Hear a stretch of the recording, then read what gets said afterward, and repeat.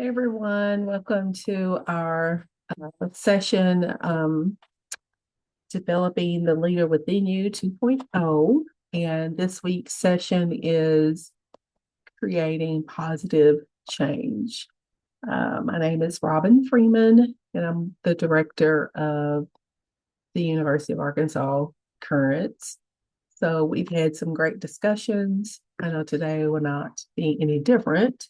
I've really enjoyed the opportunity to go through these chapters with you each week. So far, we've done influence, which was chapter one. Chapter two was priorities. And then last week, we talked about character.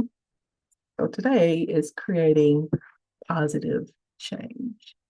So part of what we want to do in our discussion today, I know that click that too soon. Part of what we want to do today is ask you the question about what really resonated with you. I'm looking for my notes. It was in the email that I just sent out today. I apologize for not sending it earlier. But in the email, it asks you the questions. What are your favorite quotes? Or a favorite quote, a favorite story. If you had a chance to read through chapter four, what can you apply to your life?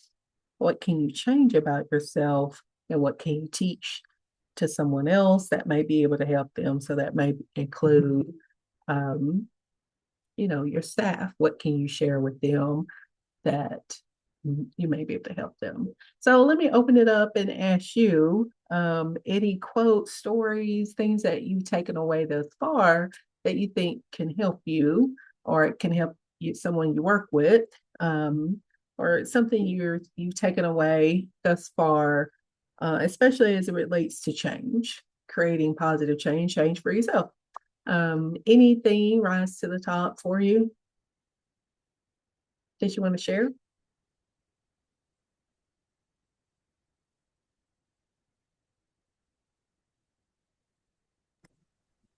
No. Hey, Jennifer, am I the only one on here? You are not. Okay, I'm sorry. It's Emily, Shannon, and tell me your name. Jennifer.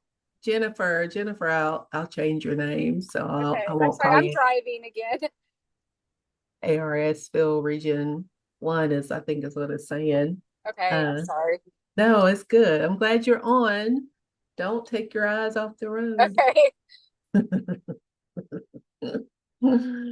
So look, we'll come back to that and we'll go ahead and get started on today's session. So he opens up with this story about Lou Holtz, and we all know and love Lou Holtz because of his time in Arkansas. And we heard just recently about his passing. My brother, one of my brothers, had the opportunity to play for Coach Holtz when he was at Arkansas. And so he opens up this story in chapter four, this story about his time with Lou Holtz, playing in Augusta on the golf course. I live in Bella Vista, not because I love golf. I don't know anything about golf. It was just the most affordable place for us to move to in 2022. And like I said, I'm not a golfer, but this is definitely a golfing community. And he has this whole story about um, their time on the golf course, not so much about the golfing, but what he learned about Lou Holtz as a leader. And he called him a U-turn leader, meaning that whenever he went into a football program, it was usually a program that had a losing record. And within a year, he turned that program around. So he was a U-turn leader. He was able to stop the momentum that was going downhill, and he was able to turn it around and start a positive momentum for change. So he was a U-turn leader. Do you know any U-turn leaders? Anybody come to mind when you think about organizational change? I'm trying to think as I ask you of a U-turn leader. I think when I worked in community action, Mr. Cunningham was probably a U-turn leader. He was able to create positive momentum for the organization. It was definitely headed in the right direction. Anyone come to mind for you? You're asking about a U-turn leader that we both Yeah. know. Yeah, someone to stop the negative momentum and make change in a positive way and create positive momentum. No? Oh man, that's terrible, right? We're gonna have to, I'm gonna nominate all four of the ladies that are. yes, thank Let's just, you. we'll all be U-turn leaders. So maybe that's the question I should be asking. When you inherited, I know you all came into your positions probably recently, or maybe you've been there for a while. Um, was it positive momentum? Was it negative momentum? Or was it just momentum? I don't think there was any momentum in my office, particularly the attitudes. I'm speaking carefully, but the attitudes and the behaviors and the motivations and all of the things of my team were crap.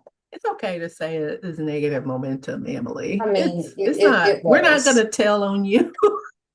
It was. We're not Well, reporting this to anybody. I think everyone in the office, I think everyone on my team would agree with that. Like they were all just kind of existing, floating. Mhm. So yeah. I mean, and when it's negative like that, sometimes that's all you do is you're just showing up, doing what you got to do, and going home. And it feels, it's, I don't know, it's, I don't want to say you're a zombie state, but you're just kind of existing, and yeah, it's not a great place to be. What about you, Shannon? Negative, positive, somewhere in between? Somewhere in between. I think with me it was the exact opposite of Emily's situation. Everyone loved our previous regional manager, loved her, and when she got promoted, it was a shock to everybody in the office. I mean, I only knew a couple of days before they did.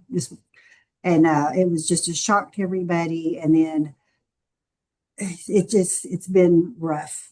We'll just say it's been rough ever since because I'm not her. I'll never be her. And there's been some personalities. We actually had to talk about it in staff meeting this Monday. And I had to tell people, if you are that unhappy here, maybe you should find jobs elsewhere. So we're kind of in that stage. Yeah, I mean, I feel your pain there because when I became director of UA Currents, Jeannie Miller had been the director. I said, I don't know, probably since the 70s, 74, whenever it started. So it was definitely a founder syndrome that the folks here had. And it was and I'm pretty slow to warm up and get to know things. I didn't come in making big changes and doing things. I was really taking my time trying to figure things out. But it was very much the same mentality. You are not her. She was a mother hen. She kind of coddled everyone. I'm not saying it's a bad thing in any way. It's just that's not me. I don't do any of that. I'm completely opposite of that, in fact. I'm like, oh, get off of me. You lean on my shirt. Ugh, I hate that. I'm not a coddler. Not at all. So my approach was never going to be right. It was never going to be what people wanted. So yeah, I feel that pain, and eventually it did lead to people leaving because I can't contort myself into being someone that I'm not. If that's the biggest issue, then yeah, let me help you find a place that's more suitable for you. Um, and that kind of brings us to the overarching. I'm sorry, Jennifer, did you want to talk about your momentum? Is it negative, positive? What do you think? It was a lot like yours and Shannon's. It was very mixed. They loved the previous Ram. There were a couple of people that it was extremely difficult with. They should have probably been gone already, but they ended up leaving on their own will. It just was very painful until they left. But them leaving after they left, it stopped the toxicness that Mhm. was spreading. So Mhm. you could feel it start to change. Oh yeah. And it only takes one or two people, and that kind of goes back Hmm. what we talked about earlier in the training, the 80-20 rule, like 20% of the people will Exactly. create 80% of the havoc in your office. Right. And it also brings up this overarching point about change. It's never easy. It's never pleasant. Um, and sometimes people, it can be hurtful, it can, and I don't mean like, um, I don't know. I'll just leave it at that. You're gonna go through change. You're gonna go through some things. And it's like if I want to lose 20 pounds, which is a lifelong goal, then I'm gonna have to suffer some things. I'm gonna have to do some things differently. We have to change, and change is not easy for folks. Change is not everybody processes change differently. But the key is we got to do something differently if we want a positive outcome. If we want to change the negative momentum, we want something positive to happen. We have to be proactive, and everything, the things that are bad that we want to change that need to be fixed, it's not going to happen unless we do something differently. So let's see, what else did he talked about Lou Holtz leadership and how he made change happen with those teams. His quote that Lou shared was, I've coached good players, I've coached bad players. I'm a better coach with good, well, I mean, I'm a better leader with good supervisor. I'm not sure what I'm supposed to do about that. So he was a great leader. He was a great coach. Um, and he said that Lou had three qualities that all coaches possess. He didn't take anything for granted. He was an excellent teacher. He was superbly organized. He coached six different organizations over from 1969 to 2004. The teams went all from having losing streaks to having winning streaks. But he was willing to do what needed to be done to turn around a group of people who were headed in the wrong direction. But it kind of goes back to what Shannon said. He had to get the right people on those teams. He had to get the right mentality on those teams. So what do you see are the qualities you need as a leader to change the direction of your team? And Shannon's already mentioned one. You got to get the right people, right? Jennifer said that too. You gotta have the right people on the team. Well, they have to, it doesn't matter what kind of leader you are, your team has to be willing to make the needed changes. And Mm-hmm. some are and some aren't. You And gotta be that's ready the, for it. you know, and a lot of people, and I don't know if the other managers in the room have experienced this, but individuals that have been with the agency or with the state in general for a long period of time are very non-pliable. Mm-hmm. They're set in that this is how we do things. And I mean, I mean, I left for a couple of years, but since I started with the agency in 2014 and the changes that have happened and how we do things and the expectations of us are vastly different just in that period of time. So over the past 20-25 years, I mean, if those people aren't willing to change and adapt and learn new things and they're still stuck in what they were doing when they started with the agency in 1990, Mm-hmm. then, we have issues. Yeah. We had a training and a couple of weeks ago with a group in Texas, and their homework assignment was to write an essay about what are the skills you need as a leader in VR to be effective. What does it take to be an effective VR leader? And I think 90% of the essays I've read, um, someone talked about adaptability. Like you got to be willing to change because VR is changing all the time. Regulations, policies, the way we do things, everything's changing. So you can't get stuck in how we did things 20 years ago. There's no living there. You have to be willing to adapt and do things differently because this program changes all the time. I see Lisa is on. I apologize for not calling on you earlier. We were talking about momentum of our staff and our teams when we took over. And Lisa, did you want to share if you had what the momentum was like when you took over as regional manager? Um, it was like in between. You had some that was, positive and some were negative, and it still is. um, you just have to, do what you can do and go by policy.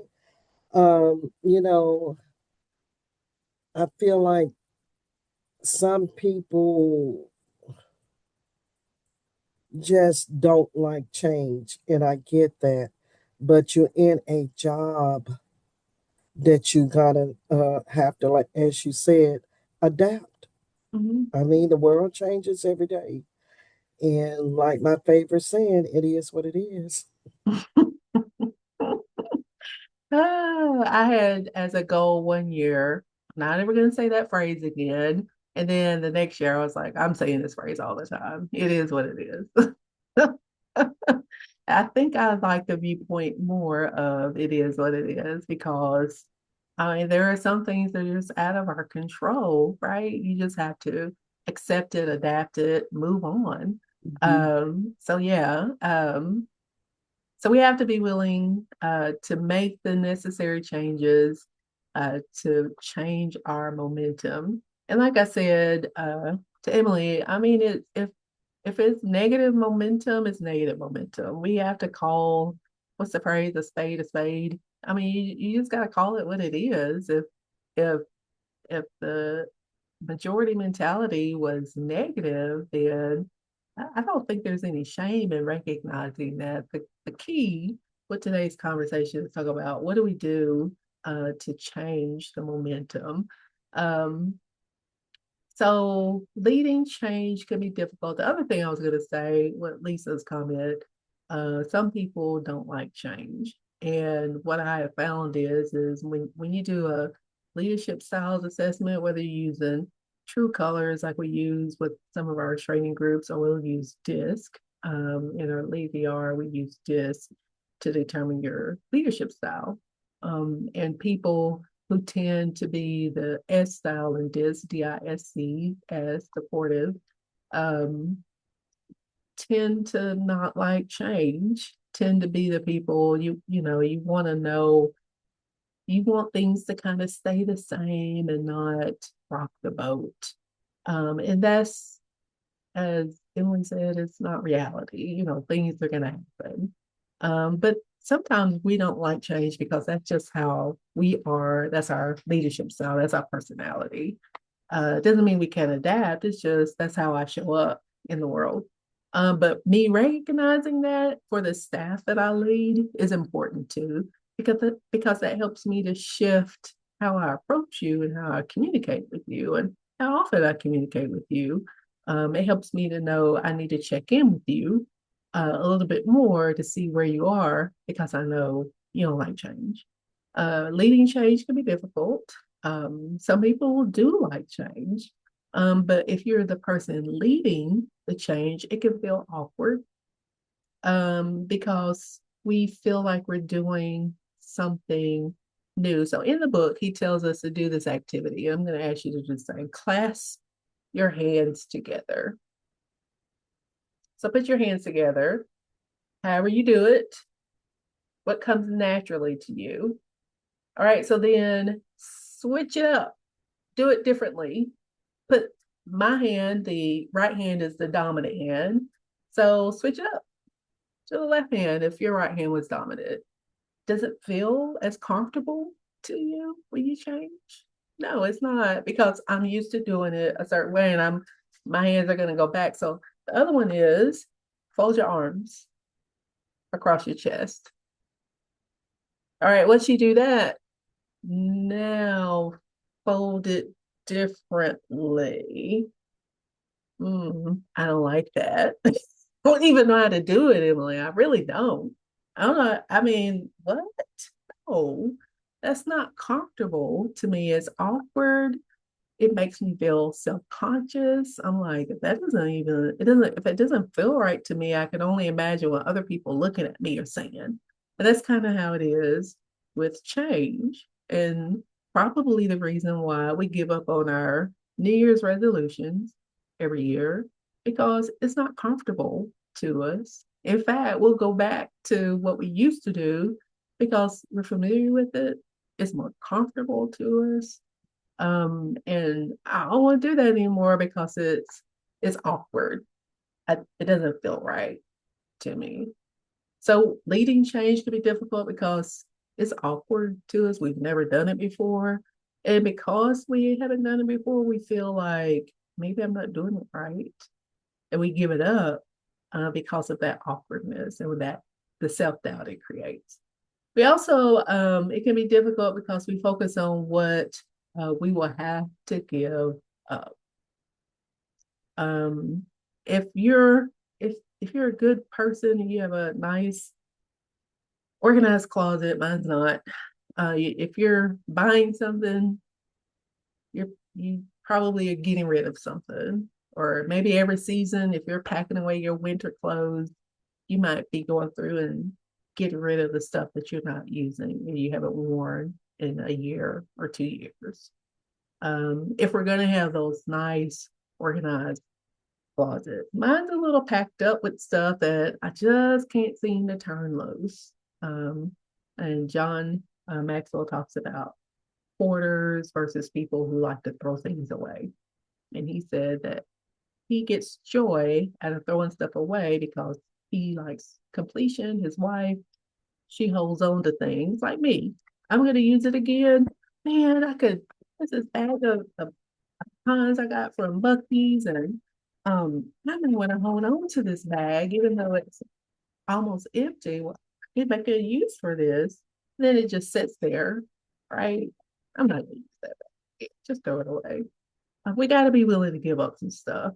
And the only way we can have change to happen is to do something new, give up what we're used to doing. And this usually comes up when we are focused on change. We initially think about, what am I going to have to give up in order for this change to happen?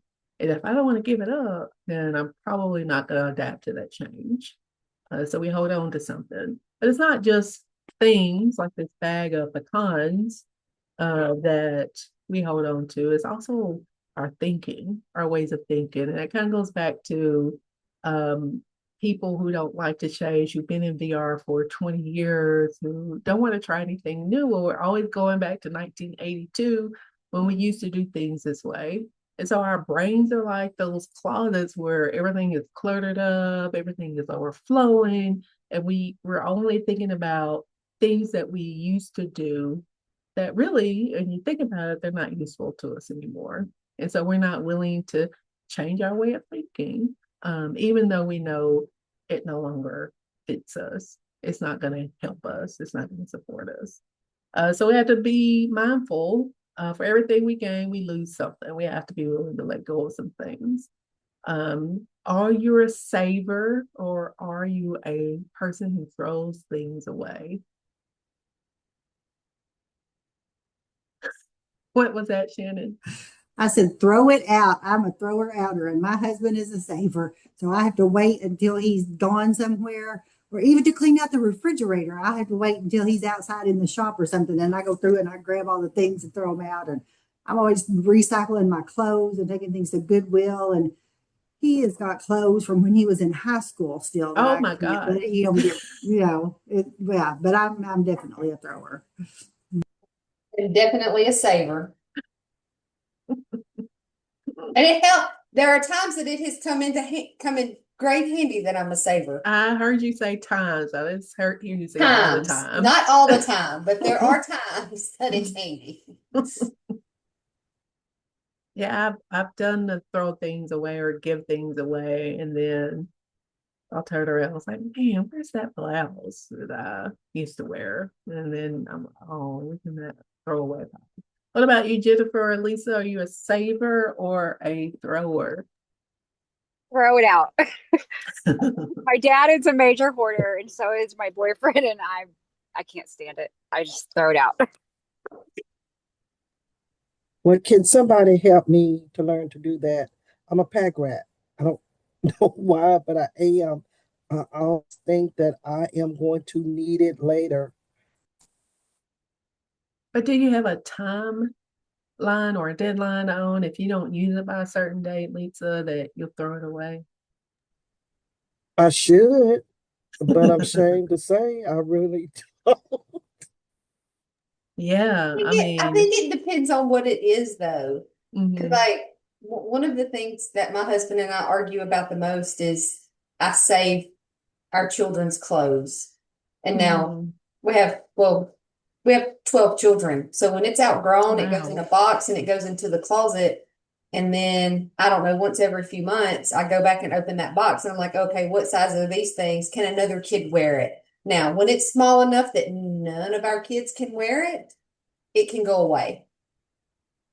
But we also You have, have a system. I do, and it makes him crazy. But then we had like a family that's really close to us that their house burned and they have 4 daughters. So instead of saving that stuff for, our daughter or granddaughter that it's still too large for, I went through and picked out everything that they could wear and took them like 4 plastic totes full of clothes. So like it has a purpose. Like I'm not just gonna hang on to it forever. Right. Yeah. I love that you have a Unless I system. forget about it and then it'll Yeah. just hang out there. No, that's great. I think where Lisa and I may be landing on some things is, oh, that's nice to have. I may use it, but then that may use it timeline just kind of extends into perpetuity. Like, but at some point, I'm gonna go back through and, well, I don't know. My garage may not agree with me, so let me stop. What about beliefs, habits, or things that you know you need to give up to go up? What do you got to give up to go up? What beliefs, what habits, what things do you need to give up to go up? I need to get rid of the belief that everyone is going to do things the same way that I would. Mm-hmm. Because just because it's not just like me doesn't mean it's wrong. True. That's a good one too, especially coming from a frontline position where you've done it all and now you're a manager. You know how things need to be done. You know how you did it and you were successful. So it's very easy to fall into that trap of saying, do it this way. But allowing people the freedom to do it their own way is really, it helps free you. As long as they know this is your area, uh, this is your power, this is where you can work, where you can operate, this is your breath of responsibility, and as long as you get the outcome, this is the outcome I want, have it. It doesn't have to be done my way. I think that's very freeing for people. Anything else, anything you're holding on to that's keeping you from embracing something new?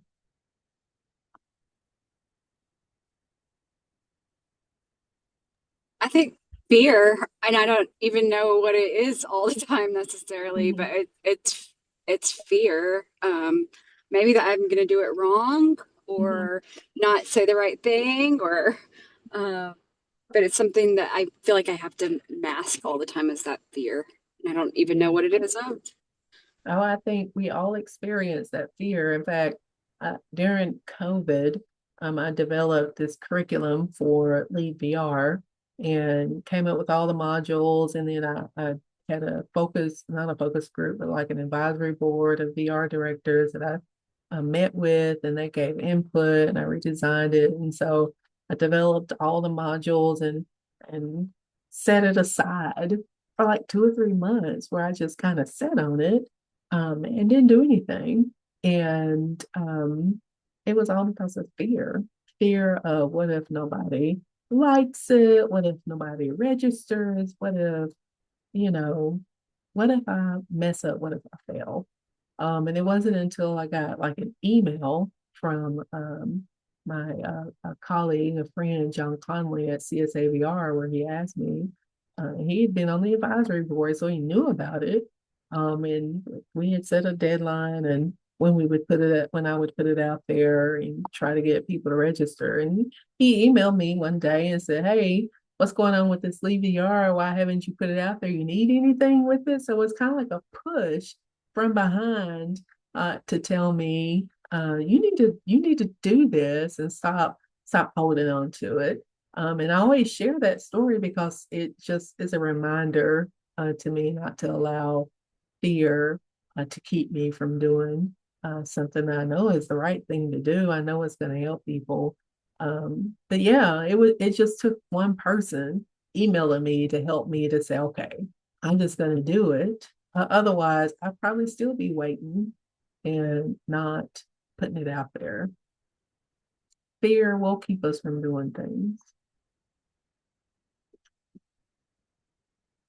The other things about change, the fear of being ridiculed, the fear of failure. And one of the stories he shares in the book is about Wilt Chamberlain and improving his basketball star, Wilt Chamberlain, changing the way that he did his free throws from an overhand shot to an underhand or a granny shot, the way we used to shoot when I was a kid.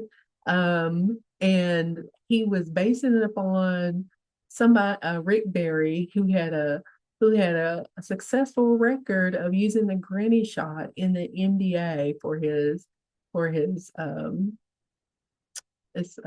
free throws.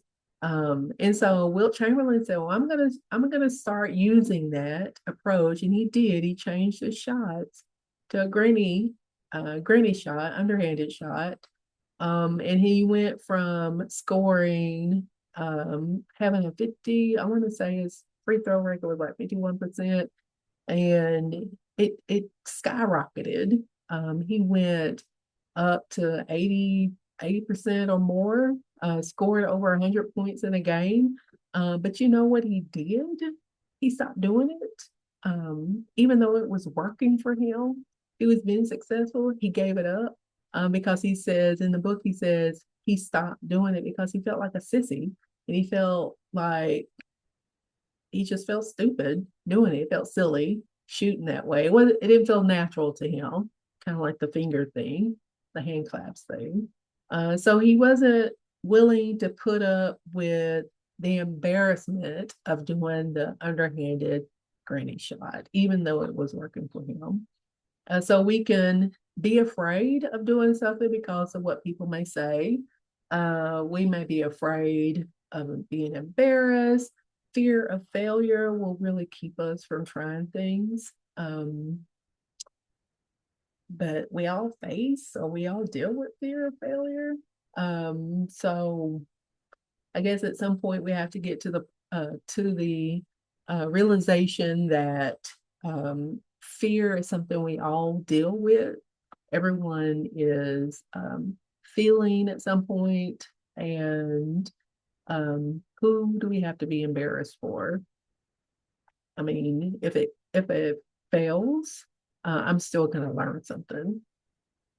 So if we're unwilling to change, it could be because of fear of embarrassment. So think about, what are we unwilling to change because we may be scared or embarrassed, or what changes have you made, and what would your life look like if you hadn't made those changes? I know for me, if I hadn't been willing to, first of all, come into a field like VR, higher ed, not knowing anything about VR, would have kept me from experiencing so many different people, so many different situations, and being able to do the good that we do in training.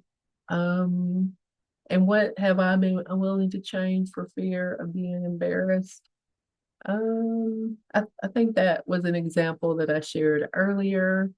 Some of the biggest changes I've made in my life, I think I'm still making them, to tell you the truth. I'm still working on some things, especially working in higher ed where you kind of do work in.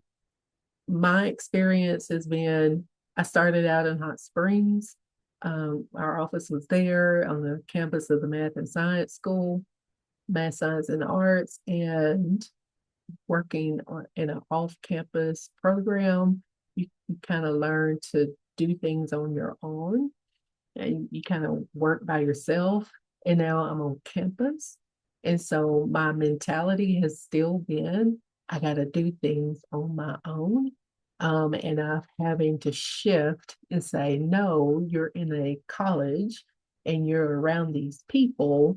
You need to start working, finding ways of connecting with the people around you. That's been my biggest issue, I think, since moving to Fayetteville area is if I don't make those changes and shift how I work in the university, that's gonna be my biggest that's gonna hold me back. It's gonna keep me from going up. Um, and a lot of that is fear of, I don't know this environment. And when you don't know an environment, it's like getting into a swim pool. You just kind of dip your toes in here and there. And until you just kind of sometimes you just kind of jump in and get completely wet. Otherwise, you're dipping your toes in, you're shivering, like, oh, let's go, let's go. If you just jump right in and let it get over you, you're okay. The other thing about leading change that can be difficult, we personalize change and we may feel alone in the process.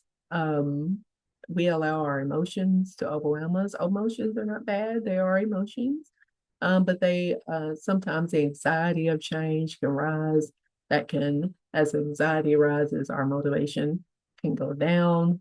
And so we have to remember if it's us being anxious and change or our staff, sometimes they're experiencing anxiety as well, and they just need a little bit of patience, acknowledge that they're human, and it's natural to feel anxiety, angst when there's change. So the question there is describe a time when you initiated a change, it didn't go well, and when did you get the greatest resistance to your decisions from others? And what is your usual response to resistance? I'm going to go first on that one. My usual response to resistance, we do a conflict assessment, and it gives you results as animals.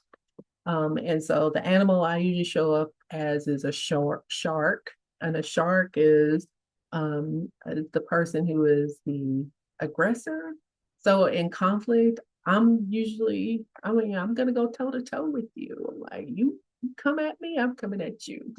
So I'm a little aggressive when it comes to conflict. I like to win. It's a competition for me. And so when I have resistance, it can be hard for me not to want to go toe to toe with people. I have to calm down and recognize, like I said, here with anxiety, that everybody approaches change differently. And recognize if if if someone's in their emotions, I don't need to rise to their level, that I need to be more of a calming factor and try to understand their perspective and show more empathy. So what do you think? Biggest changes you've made when it comes to change, or a time when you initiated change and it didn't go well? Or what's your usual response if there's resistance to a change? How do you handle that? Do you take it personally? I usually don't take it personally, but if there's a lot of resistance, like my usual go-to is, okay, well, let's try this. Let's see how it works. And if it doesn't work, then we'll all come back to but also a lot of it is presenting it to my team in a way that even if in my brain they don't have a choice whether or not they do it, they feel like they have a choice. That's good. Yeah. Yeah. Okay, these are the options. We need to correct this problem. These are the things we can do. And of the options that are there, there's only really one that makes sense at all. And so, ultimately they're going to choose that option. But by presenting it as a choice, then they feel like they have the control. Yeah. I like that. Great resource, great tool to use.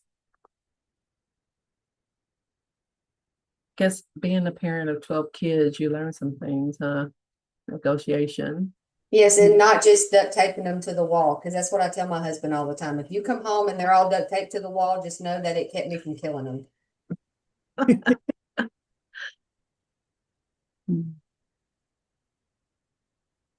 I would like to know more about that assessment that you took, though, Robin, that said you were a shark. Yeah. It's the Thomas Kilman conflict assessment. Okay. Thomas Kilman, if I'm not mistaken, I'm saying that right. Let me look it up real quick, and I'll find it and send you a link to it. Oh, thank you. Yeah, Thomas So, Kilman I had a conflict mode question. assessment. Go ahead. There's an assessment like in the back of the book, there's like a website for a leadership assessment that says it identifies like areas in leadership where you may need more development. Is that Mhm. something that you've done or you're familiar with? Do you recommend it or? I did, because it referenced that in the first chapter. So yeah, there are lots of free resources that you can get on that website. So for sure, it does give you some good feedback about areas for improvement. Yeah, that's one of the things I like about John Maxwell is that he has great information, but he also provides great resources. The Plan Ahead is an acronym he developed to help us with change. If you're going to initiate a change initiative, if you're going to initiate a change, then use this acronym to help you along the way. Plan Ahead. P stands for predetermine the change that's needed. L is to lay out the steps. A is adjust your priorities. N is to notify key people. The next A is allow times for acceptance. H is to head into action. E is to expect problems. The third A is always point to the successes. And D is a daily review of your progress. So let's see. Predetermine the change that is needed. I don't know, that's pretty self-explanatory. What needs to be changed? Look at your environment and ask the questions about the strategy that you need to take. When he says lay out your steps, one of the things I like about that is that he's saying that you need to ask the questions of the people you're working with. So that's going to help you to figure out how to make the change. So before you begin the change, you got to know what it is you're going to be doing. You got to lay out the steps. So the best way to do that is to ask questions of the people that's going to be a part of that change process. And then adjust your priorities and think about, is it a cosmetic change or is it a critical change? If it's a surface level change or if it's a deep change. And then one of my favorite things about this acronym is that the N on plan means to notify key people. And you always have key people on your team, and they are the people who are influencing others on your team. And if you get those key people to agree, support the change initiative early, then you're going to have more success with the rest of the people on your team. So identify the key stakeholders and meet with them first, talk to them, use whatever reverse psychology you got to use to get them on board with the change initiative. So identifying those key people can be really important. And then allowing time for acceptance means that people adjust to change differently. We have to give people time to accept the change.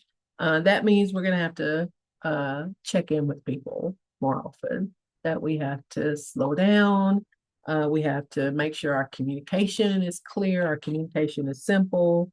And then we have to give people time to process ideas. If you go back to the leadership assessment, and I'm thinking, well, there's a website where you can go, and it has all different types of assessments on it, a link. And one of those assessments is like a leadership style assessment. And I love it because it tells you your leadership style. And some leadership styles are, you'll find out that are less adaptive to change. And so if you do that assessment with your team members, I've seen that assessment used with people being sent by counselors to people with disabilities, because my husband has a disability, and he received that as an assessment to take. So it's a good assessment to do as a team, and then you talk about with that conflict, or with, you can talk about it as a team. This is what my leadership style assessment. These are the strengths of my style. These are areas where I may need to improve. That's a challenge for me. For instance, if I show up on DISC as a D, I usually show up as a DI, dominant influence.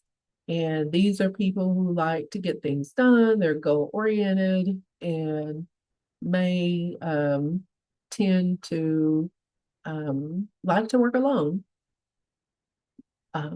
So where that shows up may be a negative in the workplace is that I don't, I like for people to get to the point, right? So in the conversation with others, I do want to talk about, these are my strengths, these are areas where I need to improve. When it comes to change, I don't know. I just want to know, kind of like we talked earlier about, how is this going to impact me, or what do I need to do in this change initiative? I really am looking for the goal for me, whereas my neighbor may need more support along the way. So understanding how people show up helps us to know who are the team members that we need to allow time for acceptance, or who are the team members who are just going to pick up the ball and run with it. So that's important. The other areas head into action. So once you've built your process, you know what the steps are, you've notified key people, then you begin to call people into action. One of the things he says about action means commitment. If people either need to do or they don't, and they can't be on the fence at this point. So if people aren't doing, then that means they're not committed. There's only a what's it called? Not commitment, but consensus. Going along to get along. Expect problems. There's another tool that that I can share. I'll write it down to share. It is called a pre-mortem. Ever heard of postmortem, right? A postmortem is when someone dies, they do an analysis of what happened, what went wrong. Pre-mortem is before you start a project, you want to do a worst case scenario. You want to analyze, okay, we've come to the end of the project. Just think about, we've come to the end of the project and everything wrong that could happen happened. And so you begin to write those things out so that you can think about, plan ahead for the worst case scenario. So it's called a pre-mortem. It's a great activity to talk through, especially if you have your negative Nellies on your team who are always asking the what ifs. What about this? What if this happens? How are we going to do this? So this is a great activity with your team to talk through. Think through the worst case scenario first, and then you can begin to plan for making sure that doesn't happen. So that you wouldn't want to do that after you head into action. You want to do that up here and adjust your priorities, the pre-mortem. It's just that when it said expect problems, that's when I thought about it. So maybe put that out here in lay out your steps or adjust your priorities. And expect problems. So the good thing here is that you always want to check in and see how things are going, get feedback from folks, and adjust your priorities. And then while you're doing the action, always celebrate the wins, point to successes, and then review. Where are you on track? Where are you off track? And what needs to be fixed? There's some great merit with this acronym, plan ahead. What do you think about it?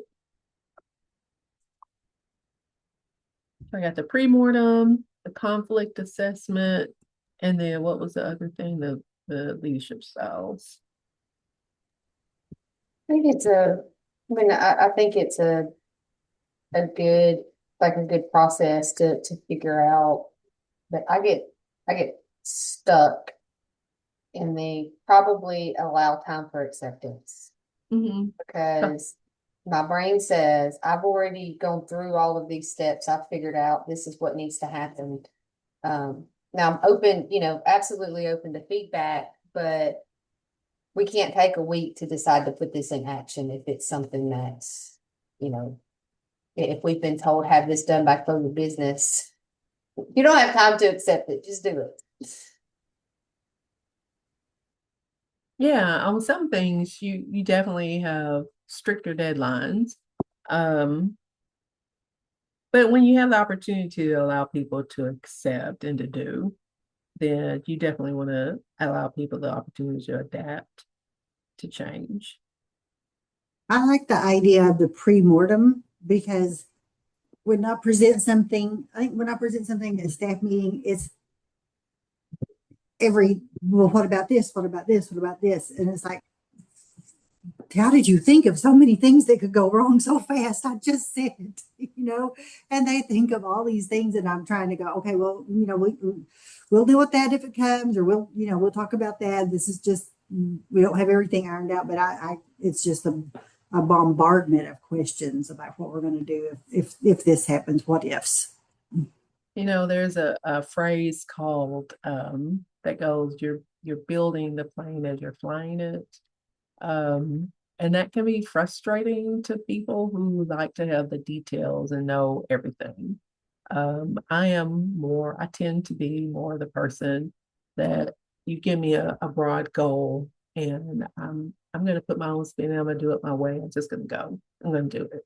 But then I have colleagues who are like, well, wait a minute. I need details. I need from A to Z. And I'm over here like, no, let's just do it. Let's just go and figure it out. But for my colleagues, it's like, no, you need to slow down. And you need to tell me more.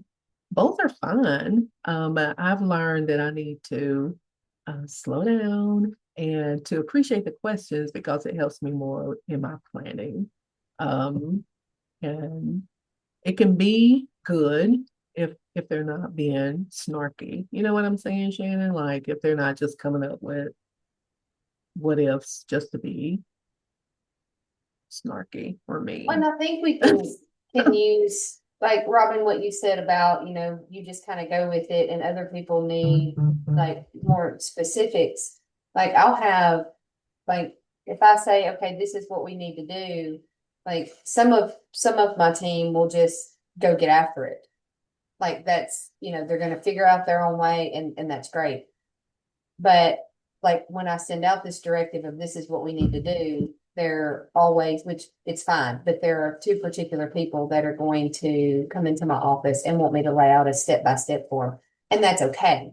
But the people that don't need that sometimes will get frustrated if I do that as a whole and lay it out step by step. So I just, always, let me know if you need more guidance. Let me know if you have questions or, that. And so it gives them the ability to choose which one of those they want to do.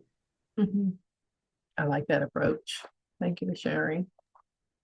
Well, Robin, I liked what you said. I really just took that to heart, what you just said a few minutes ago about slowing down and appreciating the questions.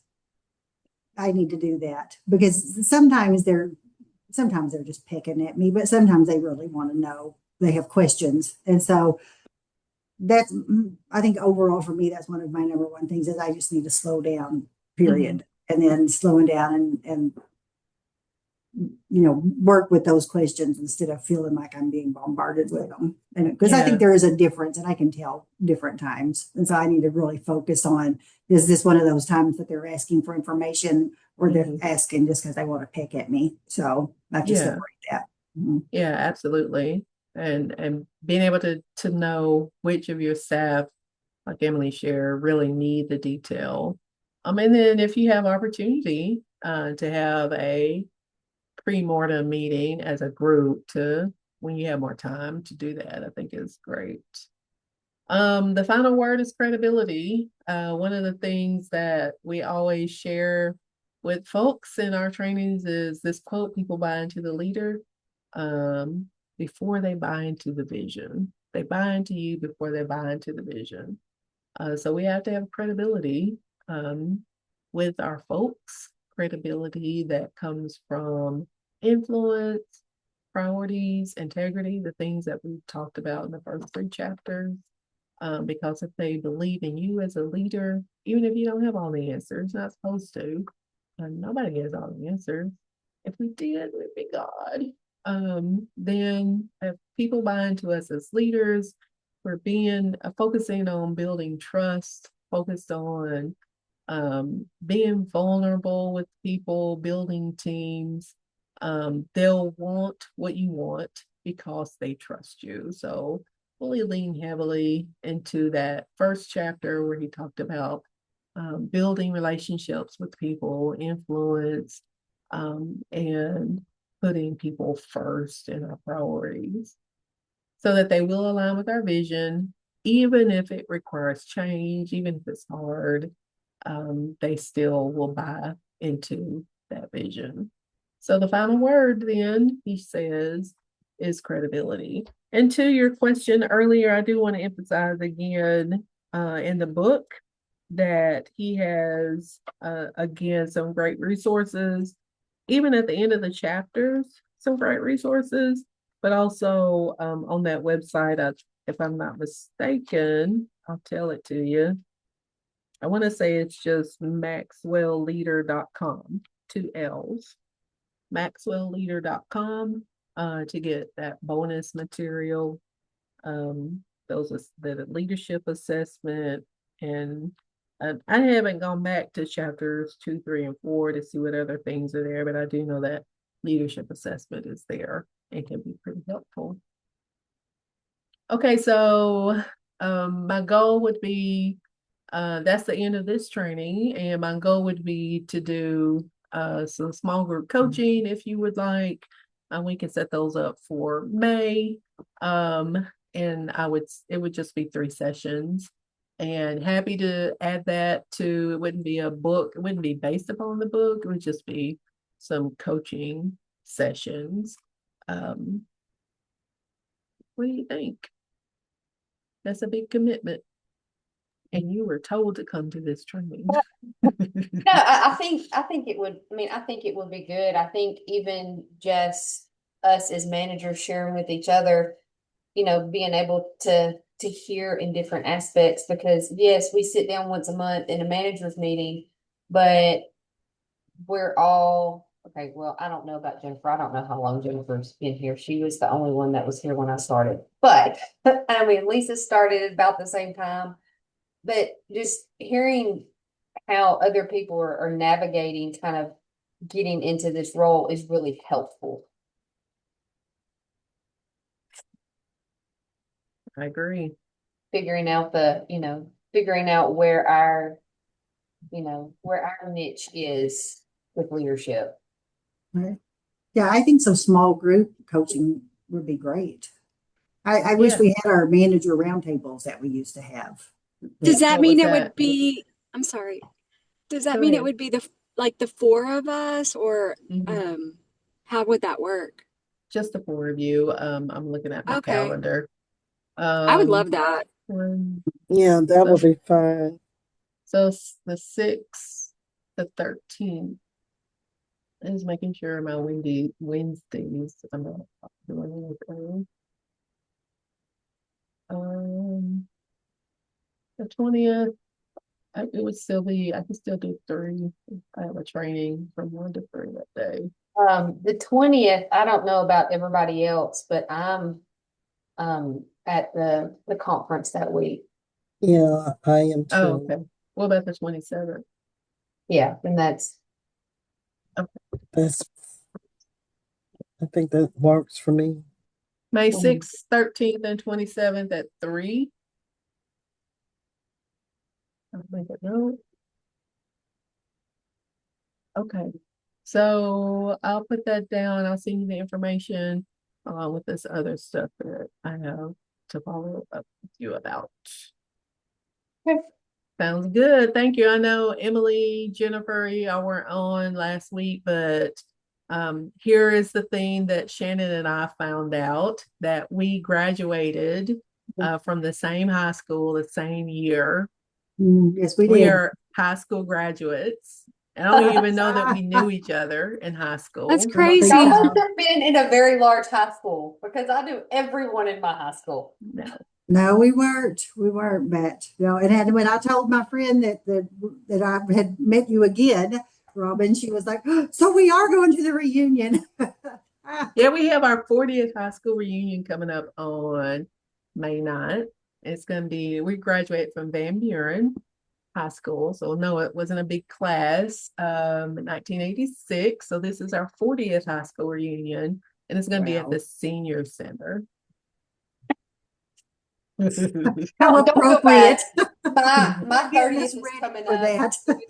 in October, and they have also scheduled ours at the Senior Community Center. Mm-mm. I'm like, guys, we haven't even hit 50 yet. Do we really have to go to the Senior Center? And they're like, yeah. Exactly. I'm like, thanks. Oh. Thanks. Well, all Mm-mm. right. Sounds good. I look forward to it, and I will send Hey. an invite for May 6th. Okay, sounds good. All right. See you Thank then. you. Thank you. Bye. Bye, you guys. Bye. Mm.